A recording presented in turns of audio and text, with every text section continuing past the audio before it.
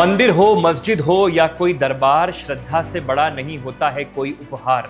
जब आस्था पर उठे सवालों की तलवार, तो न्याय का दीप जलाना बन जाता है सबसे बड़ा धर्म और अधिकार। जय हिंद साथियों, मैं हूं माज और स्वागत करता हूं आपका डायनामाइट न्यूज में। आज की सबसे बड़ी खबर अयोध्या के राम मंदिर दान कथित गबन मामले से जुड़ी है, जहां सुप्रीम कोर्ट ने उत्तर प्रदेश सरकार को बड़ा निर्देश देते हुए कहा कि नई एसआईटी में एक फॉरेंसिक ऑडिटर को शामिल किया जाना चाहिए। इसलिए ये कहना और ज्यादा जरूरी हो जाता है क्योंकि पैसों के लेन देन और वित्तीय रिकॉर्ड की वैज्ञानिक जांच भी जरूरी है, ऐसा सुप्रीम कोर्ट ने कहा। दरअसल ये मामला राम मंदिर में श्रद्धालुओं द्वारा दिए गए दान के कथित दुरुपयोग और गबन के आरोपों से जुड़ा हुआ है। इन आरोपों के मामले में सुप्रीम कोर्ट ने अपनी बात को रखते हुए एसआईटी को गठित करने के लिए कहा।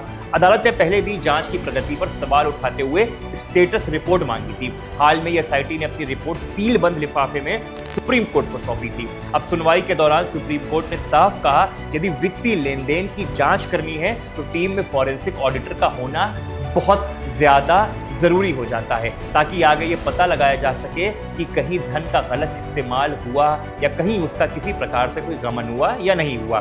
कोर्ट ने यूपी सरकार से कहा कि वो बताए कि नई एसआईटी में फॉरेंसिक ऑडिटर को शामिल करने की व्यवस्था आखिर कैसे की जाएगी। इस दौरान अदालत ने यह भी स्पष्ट किया कि जांच निष्पक्ष, पारदर्शी और पेशेवर तरीके से होनी चाहिए। इस मामले में याचिकाकर्ताओं की ओर से मांग की गई है कि दान से जुड़े सभी वित्तीय रिकॉर्ड सुरक्षित रखे जाएं और जरूरत पड़ने पर उनका फॉरेंसिक ऑडिट कराया जाए। कुछ याचिकाओं ने स्वतंत्र एजेंसियों से जांच की मांग भी उठाई थी। हालांकि सुप्रीम कोर्ट ने अभी किसी को दोषी नहीं माना है। अदालत का पूरा जोर इस बात पे है, पहले निष्पक्ष जांच पूरी हो और उसके बाद उपलब्ध साक्ष्यों के आधार पर आगे की कार्रवाई की जाए। आपको याद दिला दें, इससे पहले भी सुप्रीम कोर्ट ने यूपी सरकार से एसआईटी की प्रगति पर रिपोर्ट मांगी थी। अदालत ये सुनिश्चित करना चाहती है जांच केवल औपचारिकता बनकर ना रह जाए, बल्कि हर पहलू की गंभीरता से पड़ताल हो। इस पूरे मामले में सबसे अहम सवाल यही है, यदि करोड़ों श्रद्धालुओं की आस्था से जुड़े दान में किसी तरह की अनियमितता हुई है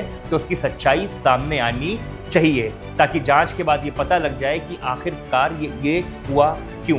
फॉरेंसिक ऑडिट को शामिल करने का निर्देश इसी वजह से महत्वपूर्ण कदम माना जा रहा है, क्योंकि सामान्य पुलिस जांच और वित्तीय फॉरेंसिक जांच में जमीन आसमान का अंतर होता है। फॉरेंसिक ऑडिट पैसों के पूरे प्रवाह का विश्लेषण करता है और ये पता लगाने की कोशिश करता है कि आखिर धन कहां से आया, कहां गया और किन नियमों का उल्लंघन हुआ या नहीं हुआ। अब सभी की निगाहें यूपी सरकार के अगले कदम और सुप्रीम कोर्ट की आगामी सुनवाई पर टिकी हुई है। यदि सरकार नई एसआईटी में फॉरेंसिक ऑडिटर को शामिल करती है तो जांच का दायरा और भी बढ़ सकता है। इसके बाद अदालत आगे की कार्रवाई और जांच की दिशा पर अपनी बात तय करेगी। फिलहाल इस मामले में अंतिम निष्कर्ष निकालना बाकी है, इसलिए किसी भी व्यक्ति या संस्था को दोषी मानना उचित नहीं होगा। अंतिम फैसला जांच और न्यायिक प्रक्रिया होने के बाद ही सामने आएगा। इसी के साथ इस खबर पर आपकी क्या राय है?